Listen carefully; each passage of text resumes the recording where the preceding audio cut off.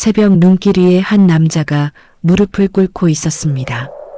찬 숨이 허공에 흩어지고 그의 손에서는 오래된 봉투가 덜덜 떨리고 있었죠. 40년을 기다렸습니다. 제 사랑은 그렇게 끝난 줄 알았으니까요. 말끝이 흐르자 그의 눈가에서 뜨거운 눈물 한 줄기가 턱까지 굴러 떨어졌거든요. 그 표정에는 후회와 그리움, 그리고 설명할 수 없는 어떤 두려움까지 섞여 있었죠. 하지만 왜 그날 그 사람이 나를 그렇게 바라봤던 걸까요? 그의 목소리는 부서져 있었거든요. 도대체 무엇을 믿고 살아야 합니까? 시작하기 전 구독과 좋아요 눌러주시면 언제나 실제 숨겨진 금빛 사연들을 들려드려요. 삶이 남긴 금빛 같은 순간, 금빛 사연입니다. 그날 새벽은 유난히 조용했습니다.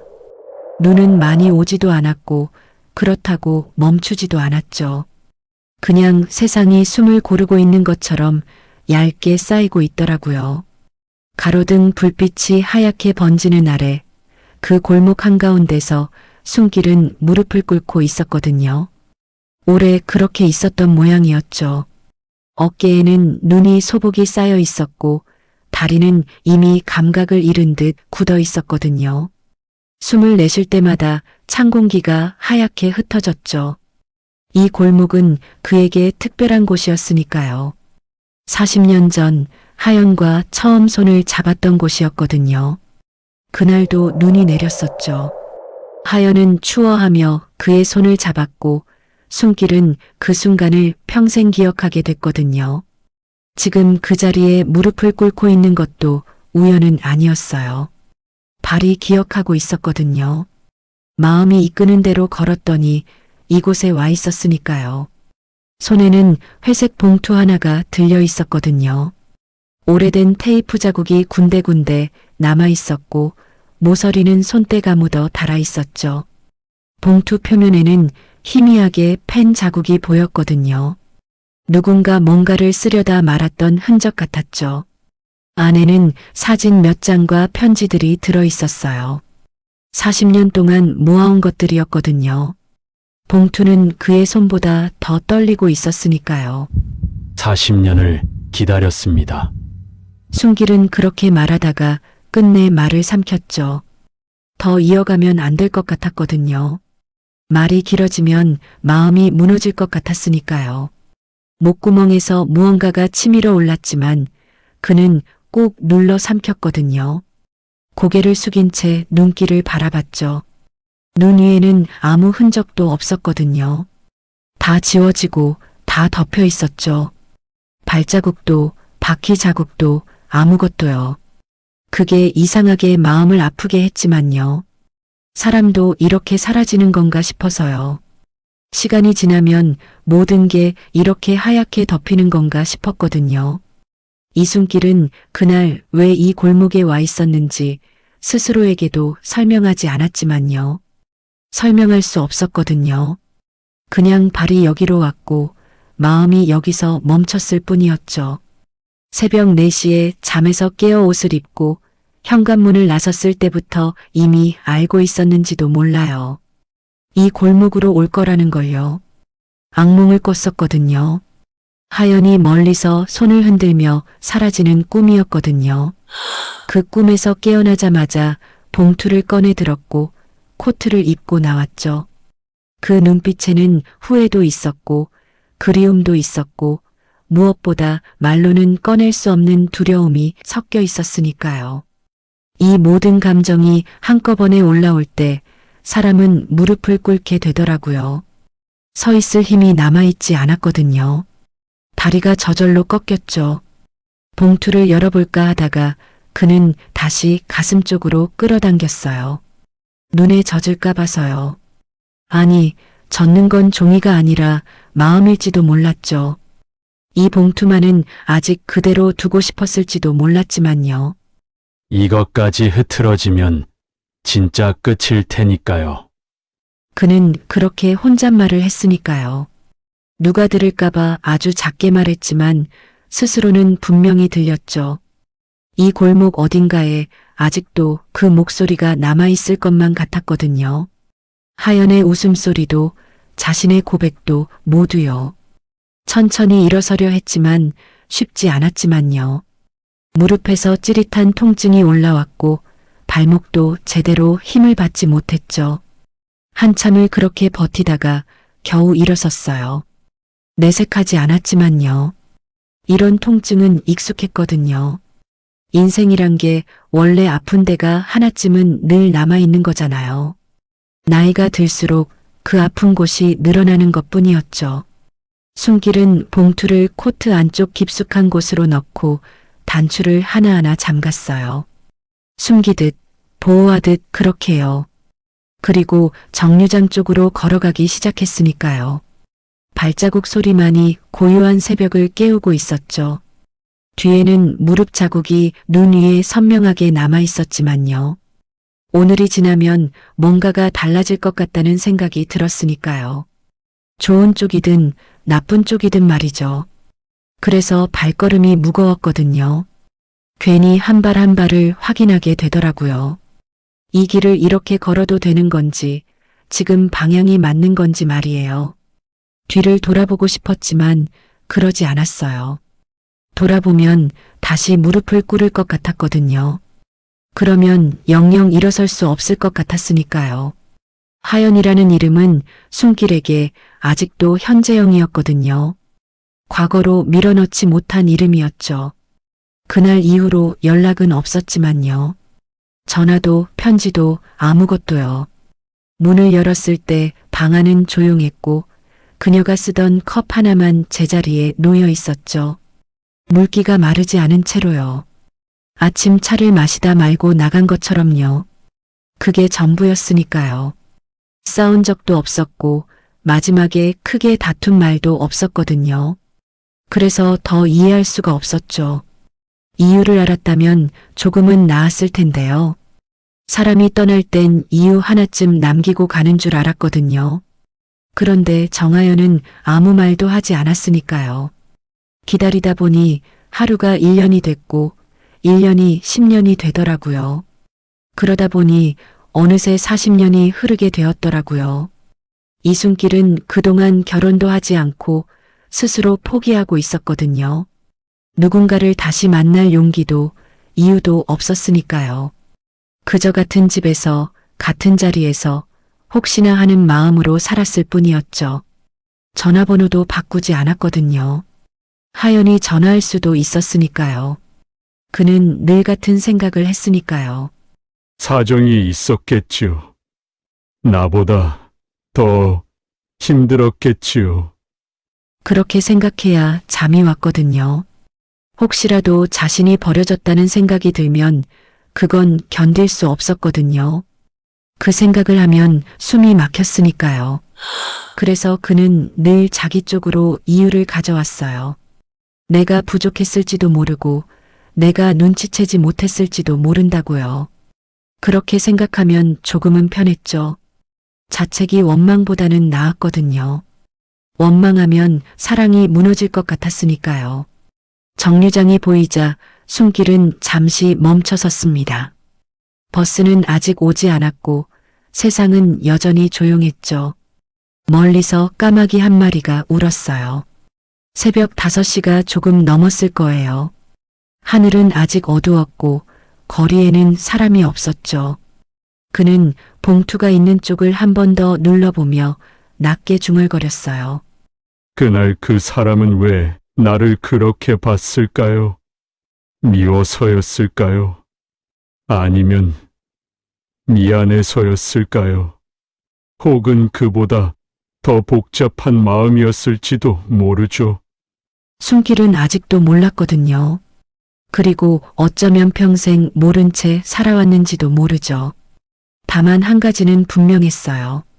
그는 그 눈빛을 잊지 않았다는 것, 그리고 그 질문을 아직도 가슴에 품고 있다는 것 말이에요.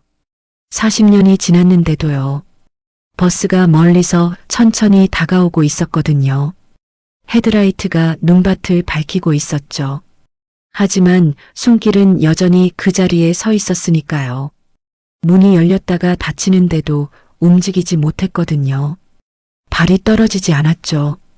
마치 이 자리를 떠나면 무언가를 영영 잃어버릴 것이라는 것을. 이순길이 처음 정하연을 만난 건 아주 대단한 날은 아니었어요. 우연을 가장한 필연처럼요.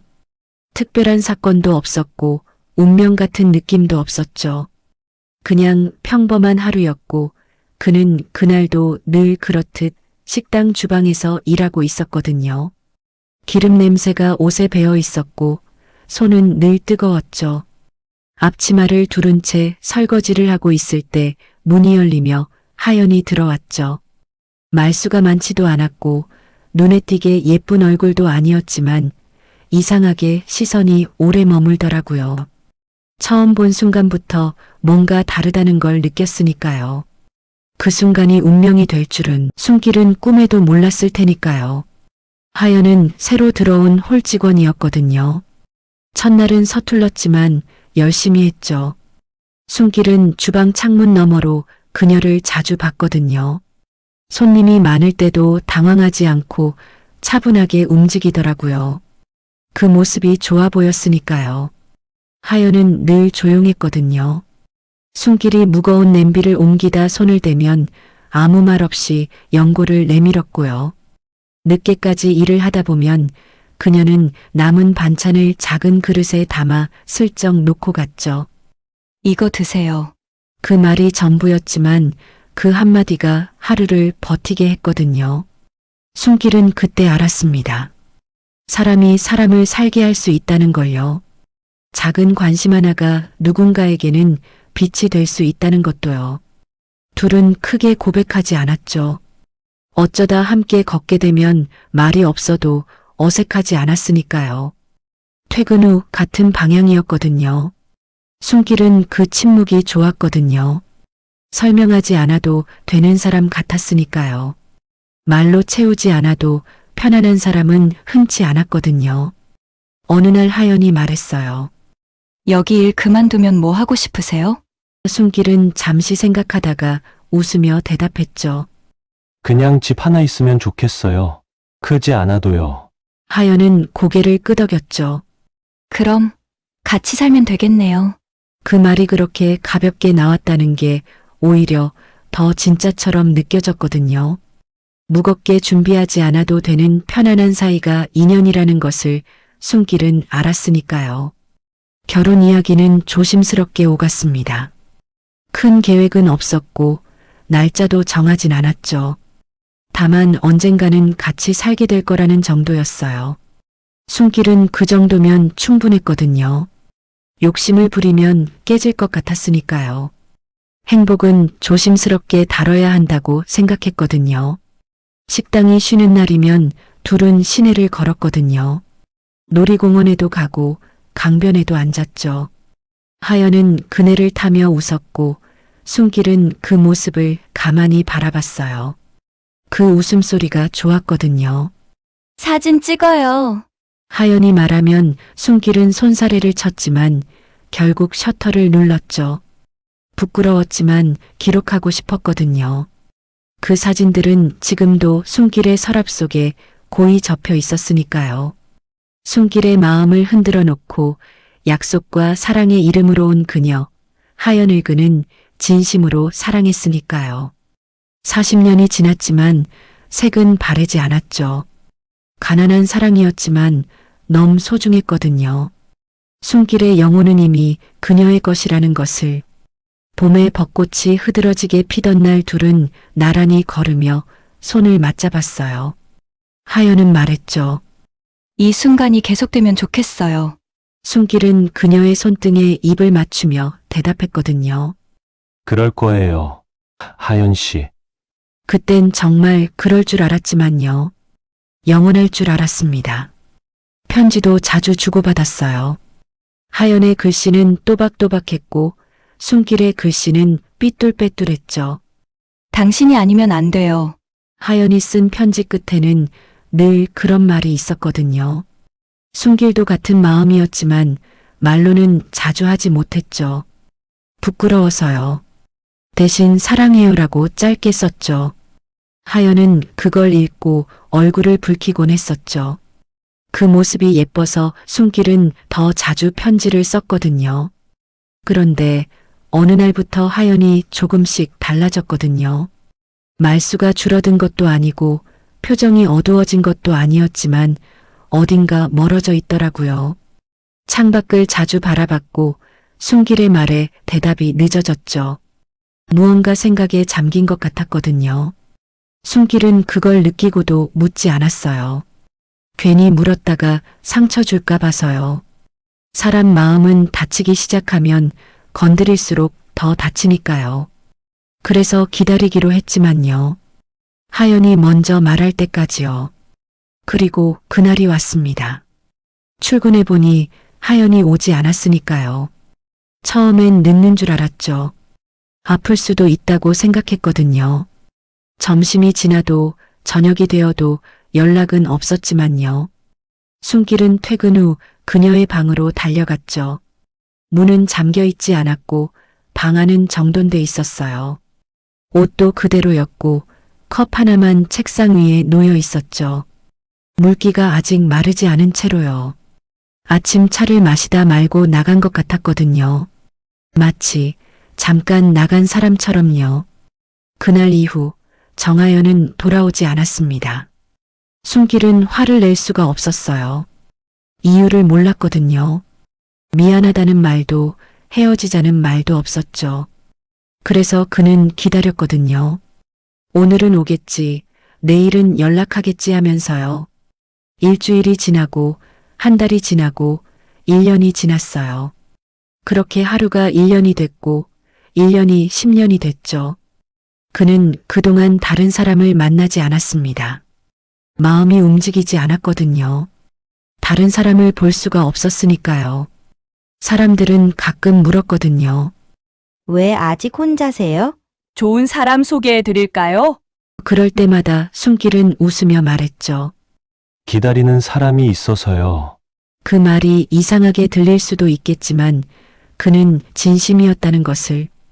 기다림은 그에게 삶의 방식이 되어버렸거든요. 하연없는 삶을 상상할 수 없었으니까요. 어느 순간부터는 기다리는 이유도 흐릿해졌거든요. 그래도 그만둘 수는 없었죠. 그만두는 순간 그 모든 시간이 아무 의미가 없어질 것 같았거든요. 40년이라는 시간이 허공으로 사라질 것 같았으니까요.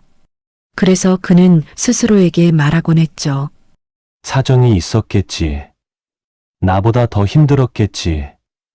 그렇게 생각해야 잠을 잘 수 있었거든요. 자책이 원망보다는 나았으니까요. 원망하면 사랑까지 무너질 것 같았거든요. 정하연이 떠난 이유는 아직도 몰랐으니까요. 그러나 그건 분명했어요. 다만 숨길은 그날 이후로 마음 한쪽을 비워둔 채 살아왔거든요. 누가 들어와도 완전히 앉을 수 없는 자리 말이에요. 그는 그 빈자리를 채우지 않았고 대신 지켜줬죠. 언젠가 하연이 돌아오면 앉을 자리였거든요. 순수했던 사랑의 기억, 그건 그에게 생명처럼 다가왔을 테니까요. 그리고 지금 그는 다시 그 이름을 마음속으로 부르고 있었습니다. 정하연. 여전히 현재형인 이름이었죠.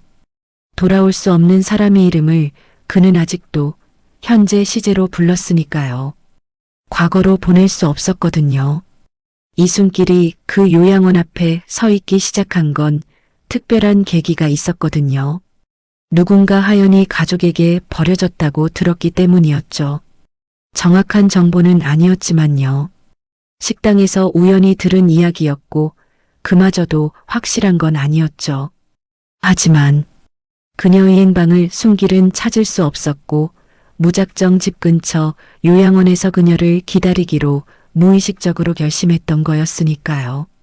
누가 알려준 것도 아니었고 확실한 증거가 있었던 것도 아니었죠. 그냥 어느 날부터 발걸음이 그쪽으로 향했을 뿐이더라고요.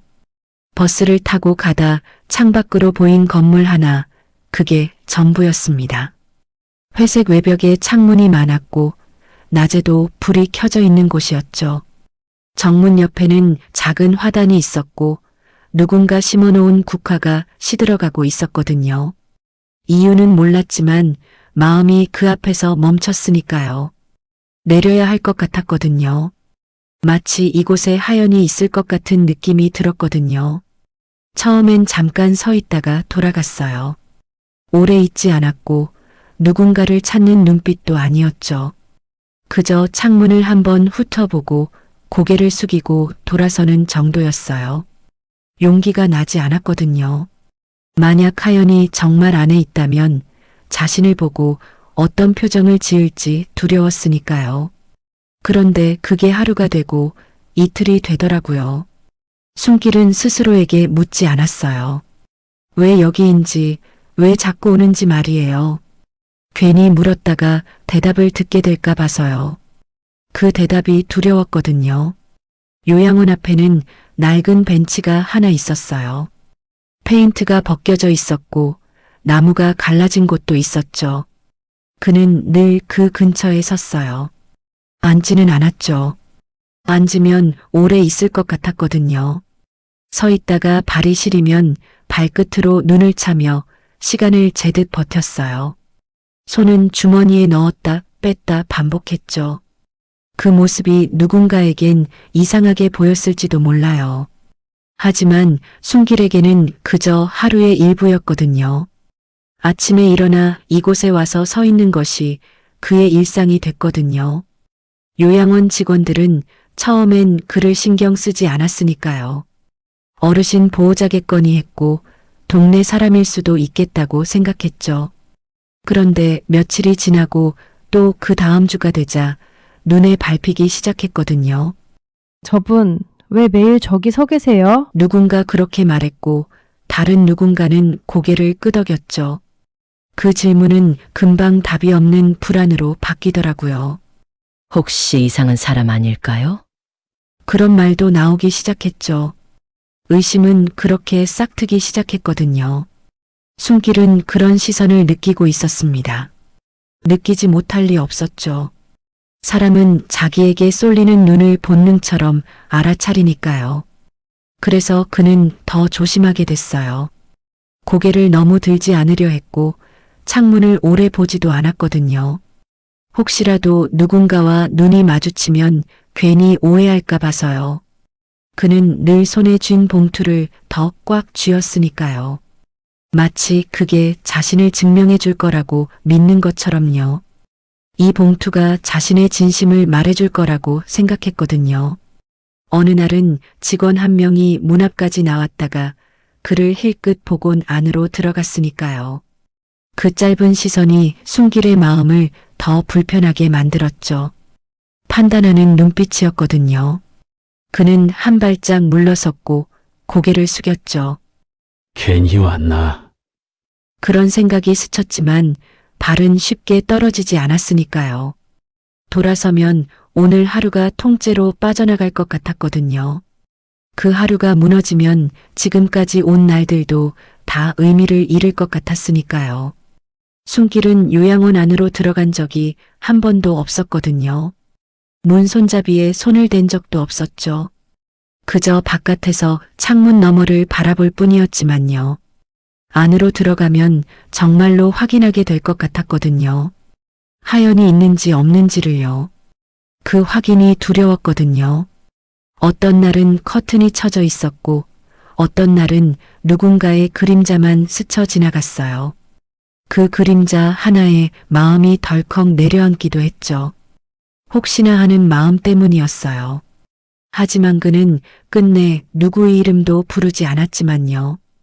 부르는 순간 모든 게 무너질 것 같았거든요. 사람들은 점점 그를 요양원 앞에 남자라고 불렀어요. 이름 대신 그런 말이 붙기 시작했죠. 그는 그 사실을 알지 못했지만 이미 그렇게 불리고 있었거든요. 그가 어떤 사람인지 왜 거기 서 있는지는 중요하지 않았어요. 중요한 건 매일 같은 자리에 있다는 사실뿐이었죠. 그리고 그게 조금씩 불안을 만들어내고 있었으니까요. 알 수 없는 것에 대한 불안이었거든요. 숨길은 그날도 봉투를 코트 안쪽에 넣고 서 있었어요. 바람이 불면 괜히 단추를 다시 채웠죠. 이 봉투만은 남의 눈에 띄고 싶지 않았거든요. 그 안에 든 것들이 세상에 설명될 필요는 없다고 생각했으니까요. 이건 자기 마음의 일이라고 여겼거든요. 남들이 이해하지 못해도 상관없었어요. 그러다 어느 날 그는 창문 너머로 스치는 얼굴 하나를 봤거든요. 2층 창가였어요. 확실하지는 않았지만요. 머리도 희끗했고 걸음도 느려 보였죠. 그냥 닮은 사람일 수도 있었어요. 40년이 지났으니 많이 변했을 테니까요. 그런데 그 순간 숨길의 다리가 풀릴 뻔했거든요. 숨이 가빠졌고 손이 떨리더라고요. 가슴이 두근거렸거든요. 그는 얼른 고개를 숙였어요. 혹시라도 자신이 뭔가 잘못 본 게 아닐까 싶어서요. 아니, 혹시 맞게 본 거라면 어쩌나 싶어서요. 어느 쪽이 더 두려운지 알 수 없었거든요. 그날 이후로 숨길은 그 자리를 더 떠날 수 없게 됐으니까요. 확신은 없었지만 마음은 이미 돌아갈 길을 잃었죠. 그는 여전히 아무 말도 하지 않았고 아무것도 요구하지 않았어요. 다만 그 자리에 서 있었을 뿐이죠. 누군가에게는 의심스러운 모습이었겠지만 숨길에게는 마지막 남은 방식이었어요. 다른 방법을 몰랐거든요. 그는 몰랐으니까요. 자신을 바라보는 시선이 이미 바뀌고 있다는 걸요. 그리고 이 조용한 기다림이 곧 오해로 이름 붙여질 거라는 것도요. 의심은 이미 자라고 있었거든요. 그날 밤은 정말 길게 느껴졌죠. 요양원 안은 조용했고 복도 끝 형광등만 일정한 소리를 내며 켜져 있었죠.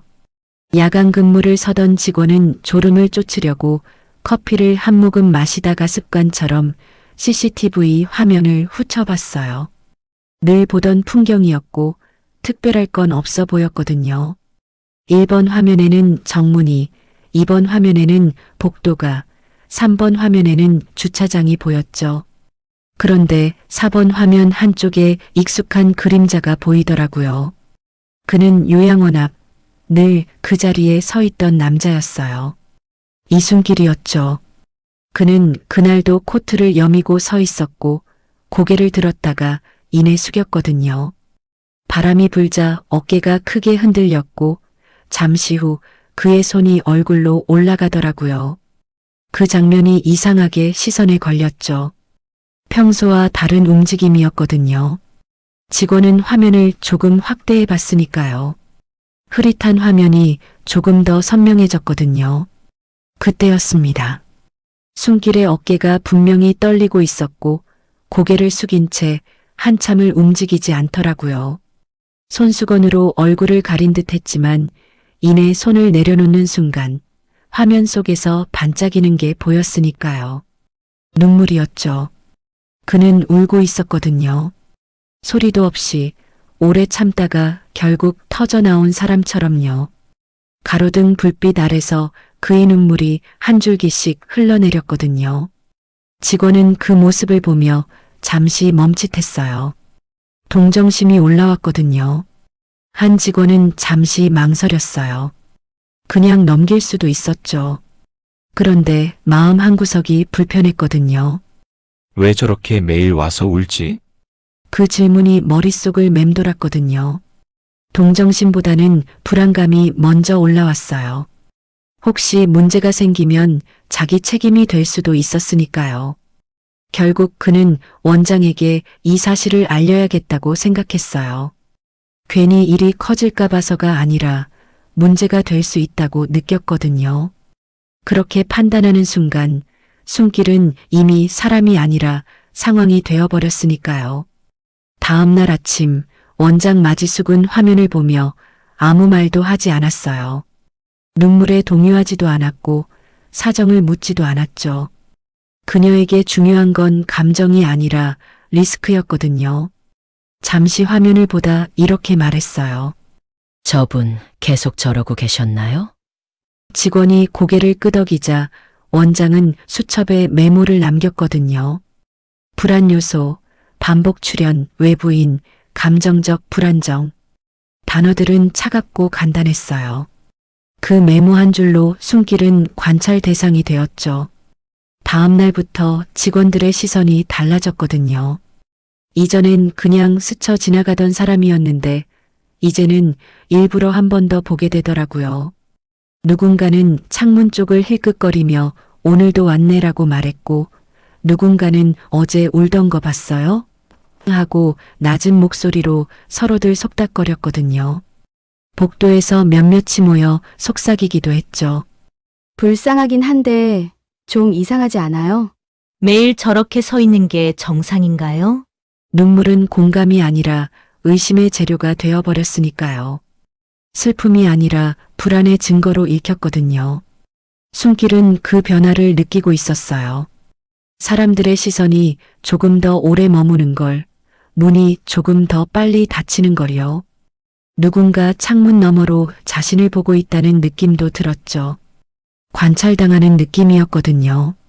그는 괜히 고개를 더 숙였고 손은 코트 안쪽으로 더 깊이 넣었어요. 봉투가 있는 쪽이 괜히 따뜻해졌죠. 아니, 그건 아마 그의 체온이었을 거예요. 그날따라 봉투가 유난히 무겁게 느껴졌거든요. 마치 세상의 무게를 다 담고 있는 것처럼요. 그는 그날도 창문을 바라봤어요. 커튼 사이로 불빛이 새어나왔고 누군가의 그림자가 스쳤죠. 아주 잠깐이었어요. 하지만 그걸 보는 순간 마음이 무너졌어요. 기대해서도 안 되는 마음이 또다시 고개를 들었거든요. 40년을 기다렸는데 아직도 이런 마음이 남아있다는 게 스스로도 놀라웠을 테니까요. 숨길은 고개를 숙이고 눈을 감았어요. 울지 않으려고 했죠. 그런데 눈물은 마음대로 되지 않더라고요. 참으려 할수록 더 또렷해졌거든요. 목구멍이 뜨거워지고 숨이 가빠졌죠. 그 모습이 다시 CCTV에 담겼습니다. 이번에는 더 분명했거든요. 화면 속 숨길은 한참을 울다가 손등으로 눈물을 훔치고 아무 일 없다는 듯 고개를 들었거든요. 그리고 주변을 한번 둘러본 뒤 천천히 돌아섰죠. 발걸음은 무겁고 느렸으니까요. 그 장면은 직원들의 기억에 남았고 원장의 판단을 더 굳히는 근거가 되고 말았죠. 회의 때 다시 이야기가 나왔거든요. 숨길은 알지 못했어요. 자신의 눈물이 누군가에겐 증거가 되고 있다는 걸요. 그에게 눈물은 그저 흘러나온 감정이었지만 화면 속에서는 다른 의미를 갖게 됐거든요. 요양원이라는 공간은 감정보다 안전을 먼저 따지는 곳이었거든요. 여기서 눈물은 슬픔이 아니라 불확실성으로 읽혔죠. 집으로 돌아가는 버스 안에서 숨길은 창밖을 바라봤죠. 사람들이 오가고 있었고 세상은 평범하게 돌아가고 있었거든요. 자기만 멈춰 있는 것 같았어요. 40년째 같은 자리에 서 있는 것 같았거든요. 그날 밤 숨길은 집으로 돌아와 봉투를 꺼내 들었죠. 처음엔 열어볼까 했지만 결국 다시 넣었어요. 펼치지 않았죠. 괜히 열었다가 마음이 더 무너질 것 같았거든요. 여기서 이걸 펼치면 정말 끝이 날 것 같았으니까요. 그는 이불을 덮고 누운 채 천장을 오래 바라봤어요. 낡은 천장에 금이 가 있었고 그 금을 따라 시선이 움직였죠. 그리고 혼잣말처럼 중얼거렸어요. 내가 잘못한 걸까? 그 질문에 답을 할 수가 없었거든요. 다만 그날 이후로 상황은 조금씩 그러나 분명히 바뀌고 있었지만요. 조용했던 기다림은 이제 누군가의 기록 속에 남아 있었고 그 기록은 점점 더 명확해지고 있었죠. 숨길의 눈물은 이제 문서가 되어 버렸거든요. 원장 마지숙은 요양원 일을 감정으로 처리하지 않는 사람이었어요. 그녀는 늘 말했죠. 이곳은 병원이 아니라 관리의 공간이라고요. 누군가 아프다고 해서, 누군가 불쌍하다고 해서 규칙을 바꿀 수는 없다고 믿는 사람이었거든요. 20년 넘게 이 일을 해오면서 그녀는 배웠어요. 동정심이 문제를 해결하는 게 아니라 오히려 일을 키운다는 거요. 그래서 CCTV 화면 속 이순길의 눈물도 그녀에겐 연민이 아니라 판단의 재료였으니까요. 감정은 위험하고 위험은 관리 대상이었거든요. 마지숙은 딸 강세라에게 그 이야기를 꺼냈습니다. 요양원 앞에 이상한 사람이 계속 서 있어. 세라는 처음엔 대수롭지 않게 들었죠. 스마트폰을 보다가 고개도 들지 않았거든요. 하지만 CCTV 화면을 함께 보자 얼굴이 조금 달라졌어요. 화면을 가까이 당겨보더니 물었죠. 엄마, 저 사람 왜 저렇게 매일 와? 그 질문엔 호기심보다 경계가 먼저 담겨 있었으니까요. 세라는 현실적인 사람이었고 불편한 가능성을 먼저 떠올리는 쪽이었거든요. 세상을 낙관적으로 보지 않았거든요. 울기까지 하더라. 마지숙의 말에 세라는 입술을 다물었어요. 잠시 생각하더니 이렇게 말했죠. 요즘 세상에 이유 없이 저러는 사람 없어요. 특히 요양원 앞이면 더 그래요.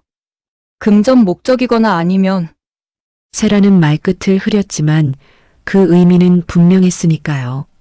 그 말이 마지숙의 마음에 걸렸죠. 이미 마음 한구석에 있던 의심을 정확히 건드렸거든요. 딸의 말이 자신의 불안을 확인시켜줬거든요. 두 사람은 그날 저녁 다시 CCTV를 돌려봤어요. 숨길이 서 있는 시간, 머무는 위치, 고개를 드는 각도까지 하나하나 짚어보더라고요. 오전 7시에 오고 1시간 정도 있다가 가네. 세라가 말했어요. 그리고 항상 2층 창문을 봐. 그 관찰이 마지숙을 더 불안하게 만들었거든요. 마지숙은 메모를 남겼고 세라는 질문을 던졌죠. 혹시 안에 누굴 찾는 거 아니야? 금품 노린 건 아닐까? 말은 조심스러웠지만 방향은 이미 정해져 있었어요. 가능성은 곧 사실처럼 굳어졌죠. 의심은 그렇게 자라났거든요. 다음 날부터 분위기가 달라졌죠. 직원 회의에서 마지숙은 숨길 이야기를 꺼냈어요. 이름은 말하지 않았죠. 대신 요양원 외부에서 반복적으로 머무는 인물이라고 표현했거든요. 그 말만으로도 직원들은 긴장했으니까요. 요양원은 민원에 취약한 곳이었고 작은 문제 하나가 큰 책임으로 돌아왔거든요. 지난번 민원 건도 아직 마무리되지 않은 상황이었거든요. 그래서 모두가 조심스러워졌어요. 혹시 보호자면 확인해야 하지 않을까요? 한 직원이 조심스럽게 말했지만 마지숙은 고개를 저었거든요. 확인하기 전까지는 더 조심해야죠. 요즘은 뭐가 사건이 될지 모르니까요. 그 말은 곧 거리두기를 의미했으니까요. 누군가는 고개를 끄덕였고 누군가는 입을 다물었죠. 반대 의견을 내기 어려운 분위기였거든요.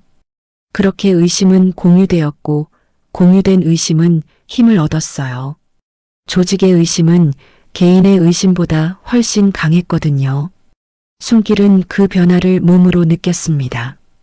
문 앞에 서 있으면 직원들이 안쪽으로 더 빨리 들어가 버렸고요. 눈이 마주치면 괜히 시선을 피하더라고요.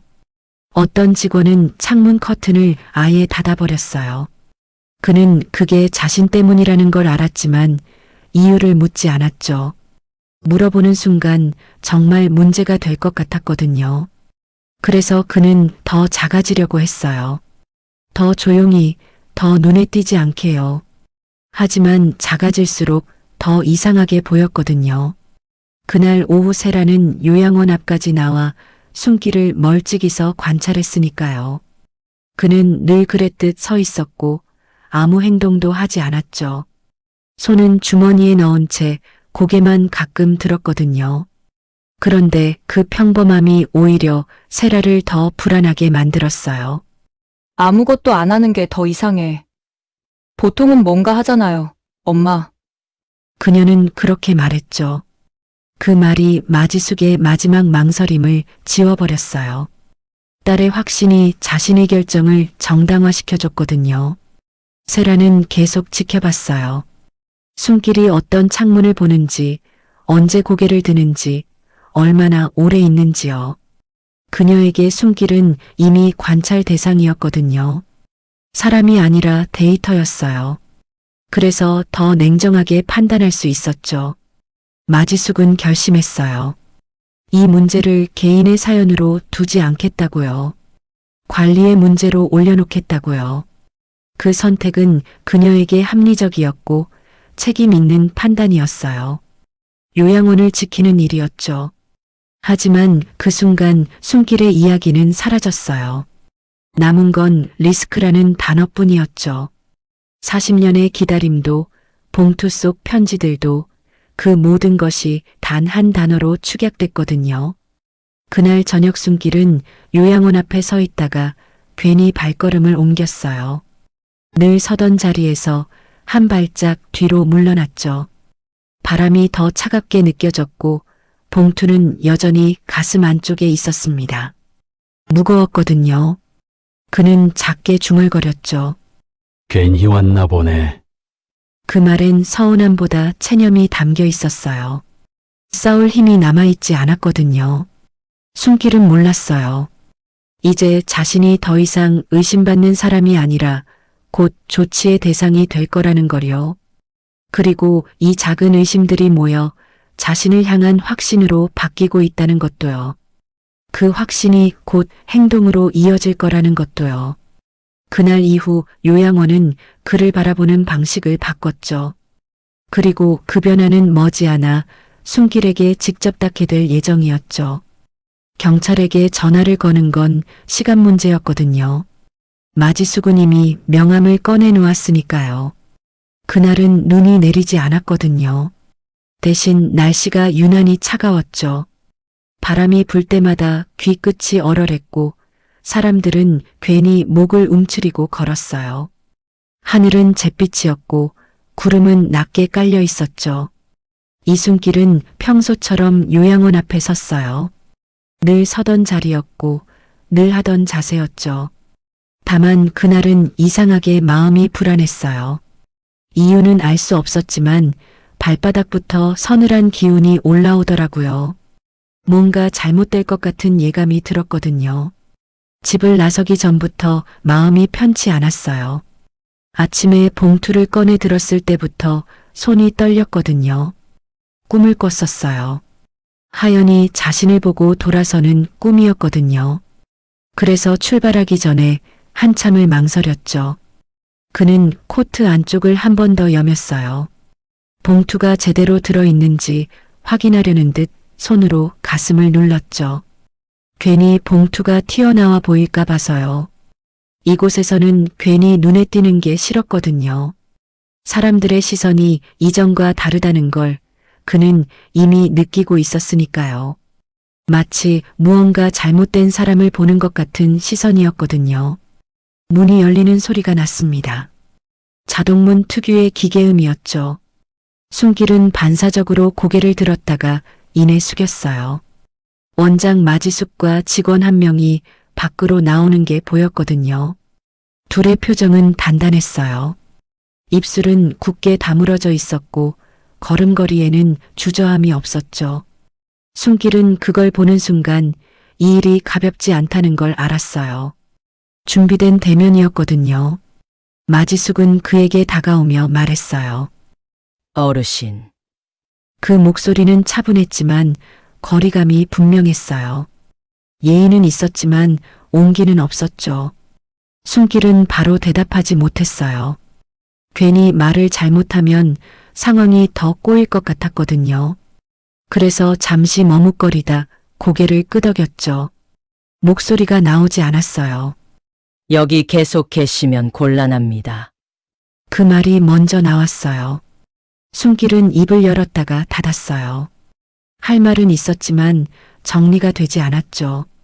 무슨 말부터 해야 할지, 어떻게 설명해야 할지 몰랐거든요. 40년의 이야기를 어디서부터 시작해야 할지 알 수 없었으니까요. 그는 한참을 서 있다가 조심스럽게 말했거든요.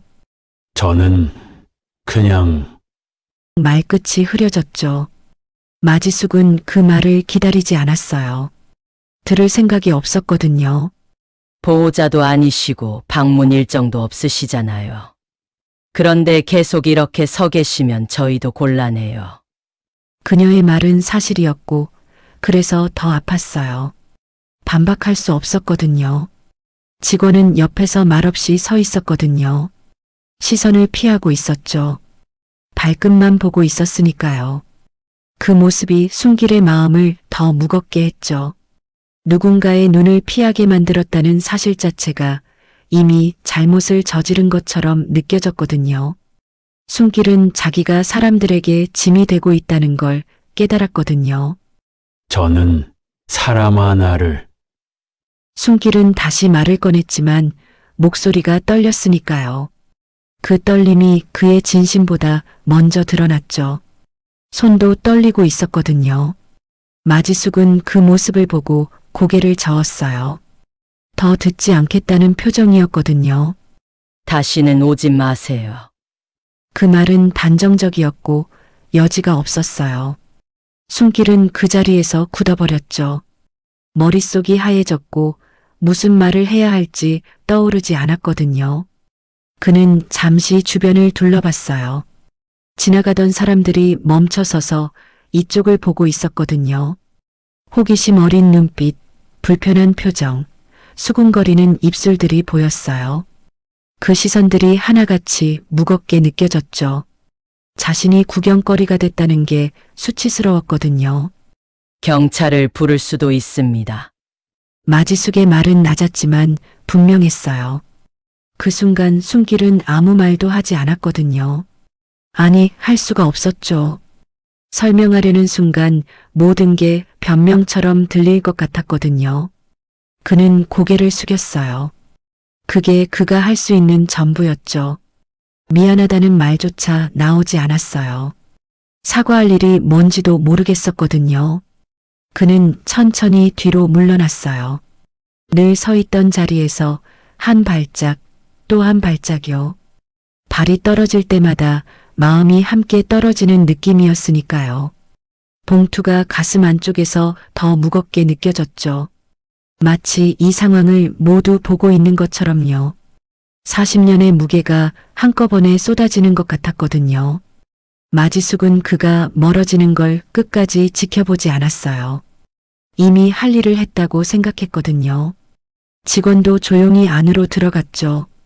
문이 닫히는 소리가 유난히 크게 들렸거든요. 그 소리가 순길의 귀에 오래 남았죠. 마치 자신을 향해 닫히는 문 같았거든요. 그는 조금 떨어진 곳에서 멈춰 섰어요.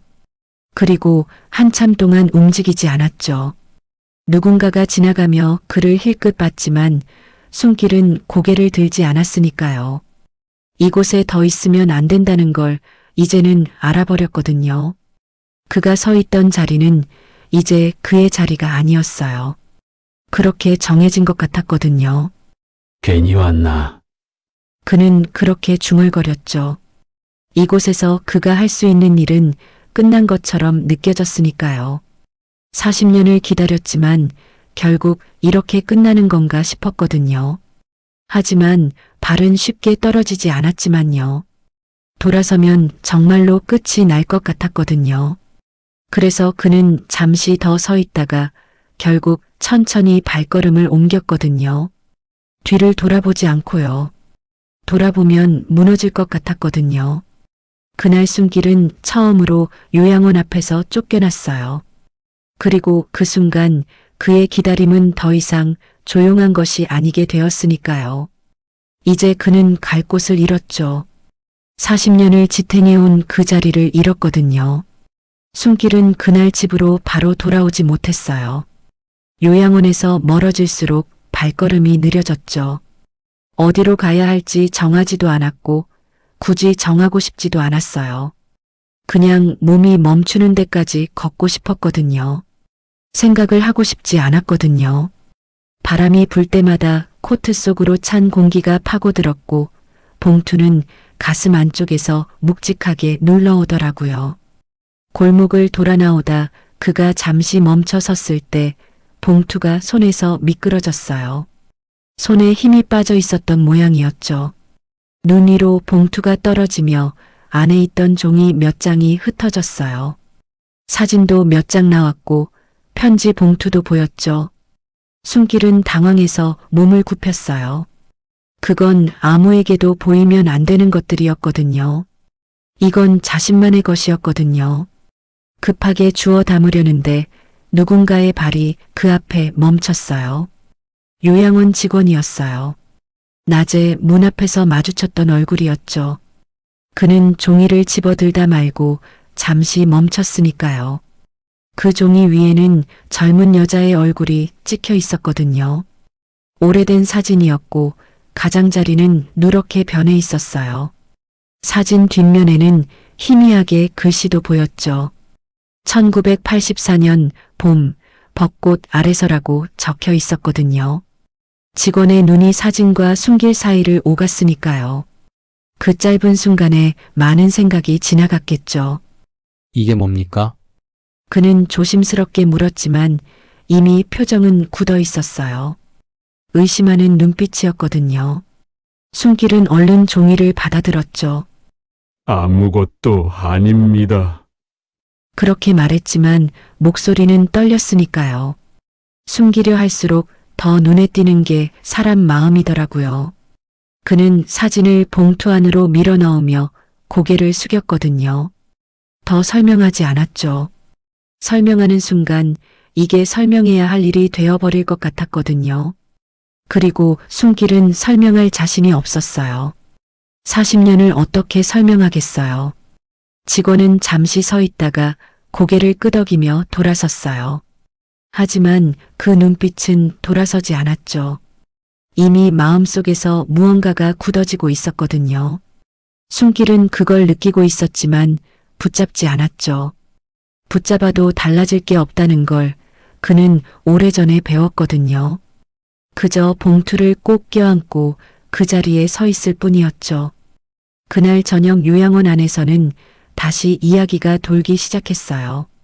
사진이 있었다더라. 편지도 있었다던데. 여자 사진이었대요.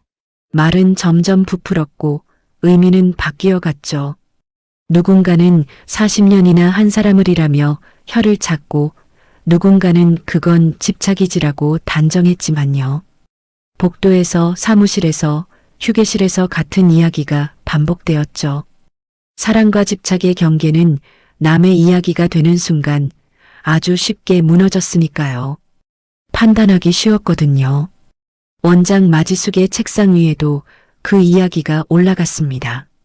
직접 본 건 아니었지만 전달된 말만으로도 충분했죠. 여자 사진을 가지고 다닌대요. 매일 같은 시간에 온대요. 그녀는 잠시 생각하다가 수첩에 메모를 남겼어요. 개인적 집착, 반복행위, 외부인, 사진 소지. 그 단어들은 차분했고 그래서 더 무서웠거든요. 감정에 빠진 판단은 언제나 돌이킬 수 없다는 것을. 숨길은 그 사실을 알지 못한 채 그날 밤 봉투를 꺼내 들었으니까요. 집안은 조용했고 시계 소리만 또각거렸죠. 그는 봉투를 열었다가 다시 닫았어요. 안을 들여다보면 오늘 있었던 일들이 전부 무너질 것 같았거든요. 하지만 결국엔 열었어요. 열지 않으면 견딜 수가 없었거든요. 그는 봉투를 가슴에 올려두고 한참을 앉아 있었죠. 이걸 내가 잘못 지키고 있는 걸까? 그는 그렇게 혼잣말을 했지만요. 봉투 안에는 사진 몇 장과 보내지 못한 편지들이 들어 있었거든요. 한 장 한 장 꺼내보면 날짜가 적혀 있었고 내용은 늘 비슷했죠. 잘 지내는지, 날씨는 어떤지, 여전히 기다리고 있다는 말들이요. 편지 끝엔 항상 같은 문장이 있었거든요. 언젠가 이 편지를 전할 수 있기를. 숨길은 그걸 읽으며 울지 않았지만요. 이미 너무 많이 울었거든요. 그냥 손으로 편지를 쓰다듬었죠. 종이가 다를까봐 조심스럽게요. 편지 중 하나를 펼쳤어요. 1990년에 쓴 거였죠. 하연 씨, 오늘은 첫눈이 왔어요. 우리 처음 만난 날도 눈이 왔었죠. 기억하시나요? 당신이 좋아하던 호떡 가게는 아직도 그 자리에 있어요. 가끔 사서 먹는데 당신 생각이 나요. 숨길은 그 편지를 접으며 한숨을 쉬었어요. 이렇게 많은 편지를 썼는데 한 통도 전하지 못했거든요. 그는 몰랐습니다. 자신이 지켜온 것들이 이제는 누군가에게 증거로 불리고 있다는 거리요. 사랑은 그에게 삶의 방식이었지만 다른 사람들에겐 설명이 필요한 행동이 되어버렸거든요. 그리고 설명이 필요한 순간 사랑은 쉽게 죄인이 됐죠. 변명처럼 들리니까요.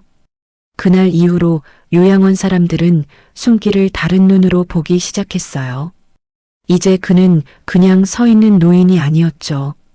이야깃거리가 되었고 조심해야 할 대상이 되었지만요. 누군가는 불쌍하긴 한데라고 말했고 누군가는 그래도 좀 이상하잖아라고 맞장구 쳤죠.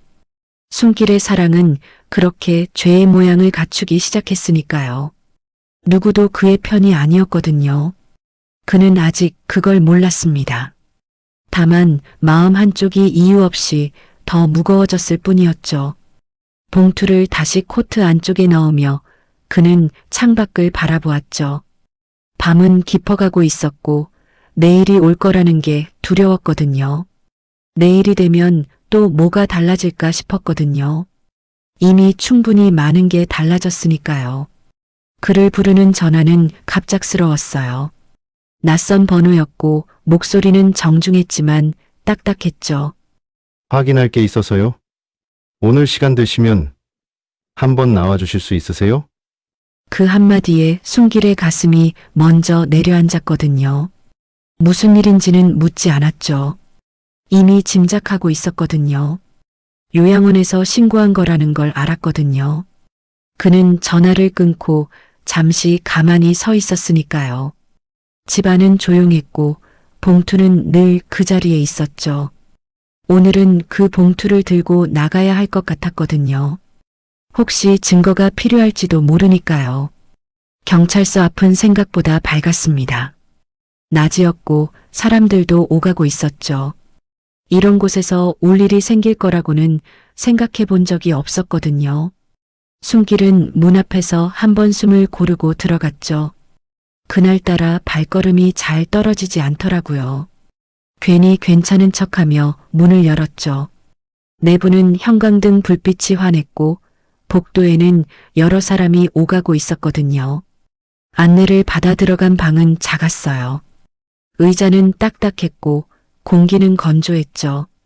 테이블 위에는 서류가 몇 장 놓여 있었고 물컵 하나가 있었거든요. 젊은 경찰이 맞은편에 앉아 서류를 넘기며 물었어요. 요양원 앞에 자주 계셨죠? 그 말엔 질문보다는 확인이 담겨 있었거든요. 숨길은 고개를 끄덕였습니다. 거짓말할 이유가 없었거든요. 사실이었으니까요. 누굴 만나려고 하셨습니까? 그 질문에 숨길은 잠시 말을 잃었죠. 이름을 말해도 되는지 말하면 더 복잡해질지 알 수 없었거든요. 40년 전 이야기를 지금 여기서 꺼낼 자신도 없었거든요. 그냥 사람 하나를. 그는 그렇게 말했어요. 경찰은 메모를 했고 고개를 끄덕였죠. 펜으로 뭔가를 적어 내려가더라고요. 이어서 CCTV 이야기, 주민 신고 이야기가 나왔으니까요. 매일 같은 시간에 오셨고요. 울기도 하셨다던데. 숨길은 그 말을 들으며 고개를 숙였거든요. 자기가 울던 장면이 화면에 남아있다는 사실이 유난히 부끄럽게 느껴졌거든요. 울고 싶어서 울었던 건 아니었거든요. 그건 그냥 오래 참다 나온 거였죠. 마음이 터져서 나온 거였거든요. 접근 금지까지는 아직 아니지만요. 경찰의 말은 조심스러웠지만 분명했습니다. 계속 문제되면 조치가 필요할 수도 있어요. 요양원 측에서도 불안해하고 있고요. 그 말이 끝나자 방 안이 갑자기 좁아진 것 같았죠. 숨이 막히더라고요. 숨길은 손에 쥔 봉투를 내려다봤어요. 봉투를 내밀어야 하나 설명해야 하나 망설였죠. 하지만 그는 아무것도 하지 않았어요. 설명하는 순간 이 모든 게 더 커질 것 같았거든요. 그리고 이 봉투를 남에게 보이고 싶지 않았거든요. 이건 자신만의 것이었거든요. 저는 해칠 마음은 없습니다. 그 말만 겨우 나왔죠. 경찰은 잠시 숨길을 바라보다가 고개를 끄덕였습니다. 알겠습니다. 그래도 이제는 가지 마세요. 요양원에서도 부담스러워하시니까. 그 한마디가 위로처럼 들렸지만 상황이 바뀌는 건 아니었죠. 숨길은 서류에 서명하고 자리를 일어섰어요. 손이 떨려서 글씨가 삐뚤빼뚤했거든요. 문을 나서기 전 한 번 더 봉투를 가슴 쪽으로 눌렀어요. 아직은 이걸 지키고 싶었거든요. 경찰서 밖으로 나오자 햇빛이 눈부셨습니다. 방금 전까지 있던 일들이 꿈처럼 느껴졌죠. 사람들은 아무 일 없다는 듯 지나가고 있었고 숨길만 그 자리에 멈춰 서 있었으니까요. 발이 앞으로 나가지 않더라고요. 그는 몇 걸음 걷다가 결국 계단 끝에 주저앉았죠. 더 이상 버틸 수가 없었거든요. 그제야 눈물이 나왔거든요. 참으려고 했지만 더는 안 되겠더라고요. 그는 얼굴을 가리고 한참을 울었으니까요. 주변을 신경 쓸 여유도 없었죠. 누군가 쳐다볼지도 모른다는 생각은 들었지만 그보다 마음이 먼저 무너졌거든요. 40년을 기다렸는데 이렇게 끝나는 건가 싶었거든요. 마지막으로 한 번만 보고 싶었을 뿐인데요. 그는 그렇게 말하며 울었거든요. 그 말이 공중에 흩어지고 아무도 대답하지 않았죠. 숨길은 그게 더 서러웠습니다. 설명할 사람이 없다는 사실이요. 이해해줄 사람도 들어줄 사람도 없었거든요. 그는 한참을 그렇게 앉아 있다가 천천히 일어섰어요. 다리는 후들거렸지만 넘어지지는 않았으니까요. 아직은 버텨야 한다고 생각했거든요. 완전히 무너지면 안 된다고 생각했죠. 지나가는 사람들이 그를 힐끗 봤어요. 어떤 사람은 걱정스러운 눈빛이었고 어떤 사람은 그냥 지나쳤죠. 숨길은 고개를 숙이고 천천히 계단을 내려갔어요. 한 걸음 한 걸음이 무거웠거든요. 집으로 돌아가는 길은 길게 느껴졌으니까요. 버스 안에서도 창밖을 보면서도 그는 같은 생각만 했거든요. 내가 뭘 그렇게 잘못했을까? 기다린 게 죄라면 그건 언제부터 죄였을까 말이에요. 사랑한 게 잘못인가 싶었거든요. 그날 밤 숨길은 봉투를 꺼내 들었거든요. 처음으로 안을 꺼내볼까 진지하게 고민했죠. 하지만 끝내 열지 않았어요. 아직은 그럴 준비가 안 됐거든요. 여기서 이걸 펼치면 정말 끝이 날 것 같았거든요. 그는 봉투를 베개 옆에 두고 불을 껐어요. 어둠 속에서 그는 아주 낮게 중얼거렸죠. 이제 정말 끝인 걸까요? 그 질문은 그날 밤 내내 대답을 찾지 못했죠. 천장만 바라보며 그는 잠들지 못했거든요. 요양원 앞에 다시 서는 건 생각보다 더 어려운 일이었어요. 경찰서를 다녀온 뒤로 숨길의 발은 자꾸만 멈칫거렸죠. 오지 말라는 말을 들었으니까요. 그래도 그날은 그냥 지나칠 수가 없었거든요. 오늘이 아니면 다시는 기회가 없을지도 모른다는 생각이 들었거든요. 그는 늘 서던 자리보다 조금 더 떨어진 곳에 섰습니다. 괜히 눈에 띄고 싶지 않았으니까요. 바람이 불자 코트 자락이 들렸고 숨길은 반사적으로 단추를 더 채웠어요. 봉투가 안쪽에서 가만히 눌려 있었죠. 그게 없었으면 아마 이 자리에 서 있지도 못했을 거예요. 그는 창문 쪽을 한번 바라봤다가 곧 고개를 숙였죠. 오늘은 기대하지 말자고 스스로에게 말했으니까요. 그때였습니다. 날카로운 목소리가 공기를 가르며 들려왔거든요. 저 사람이에요. 강세라였습니다. 그녀는 요양원 문 앞에 서 있었고 손가락으로 숨길을 가리키고 있었죠. 그 손짓이 유난히 또렷하게 보였으니까요. 숨길은 몸이 굳어버렸죠. 주변 사람들이 그 소리에 고개를 돌렸거든요. 세라는 한 걸음 더 나와 목소리를 높였어요. 40년 동안 따라다닌다면서요. 완전 스토커잖아요. 그 말이 귀에 꽂히는 순간 숨길의 머릿속이 하얘졌으니까요. 스토커라는 단어가 이렇게 큰 소리로 불릴 줄은 몰랐거든요. 그는 입을 열어 뭔가 말하려 했지만 소리가 나오지 않았죠. 목이 막힌 것처럼 숨만 가빠졌습니다. 사람들이 모이기 시작했어요. 보호자들, 지나가던 동네 사람들, 그리고 요양원 직원들까지요. 누군가는 수군거렸고 누군가는 핸드폰을 들었으니까요. 그 시선들이 한꺼번에 쏟아지자 숨길은 어디로도 숨을 수가 없었거든요. 그는 고개를 숙였죠. 이럴 때는 눈을 마주치지 않는 게 낫다는 걸 살아오며 배웠으니까요. 엄마, 저 사람 당장 신고해야 해. 세라의 말은 마지숙에게 향했지만 모두에게 들렸거든요. 마지숙은 말없이 서 있었으니까요. 말리지도 않았고 적극적으로 나서지도 않았죠. 그 침묵이 오히려 상황을 더 키웠죠. 사람들은 그걸 인정처럼 받아들였거든요. 숨길은 그 사실을 알고 가슴이 더 조여오는 것을 느꼈으니까요. 아닙니다. 그는 겨우 입을 열었죠. 그런 사람 아닙니다. 그 말은 너무 작았어요. 바람 소리에 섞여 흩어졌고 아무도 듣지 못했거든요. 누군가는 비웃듯 웃었고 누군가는 고개를 저었어요. 아닌데, 왜 저기 있어? 그런 말이 들려왔죠. 그 한마디가 숨길을 더 깊이 밀어 넣었습니다. 다리가 풀렸어요. 숨길은 더 버티지 못하고 그 자리에 주저앉았거든요. 눈앞이 흐려졌고 손이 떨렸죠. 봉투가 바닥으로 떨어졌지만 그는 집을 힘도 없었으니까요. 지금 그게 중요한 게 아니었거든요. 중요한 건 자신이 이 자리에서 완전히 혼자가 되었다는 사실이었죠.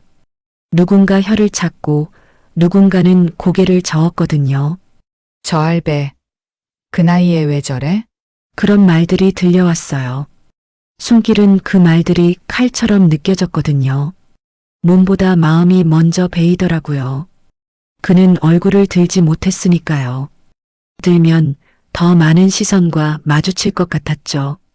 그 순간 숨길의 머릿속에 질문 하나가 떠올랐거든요.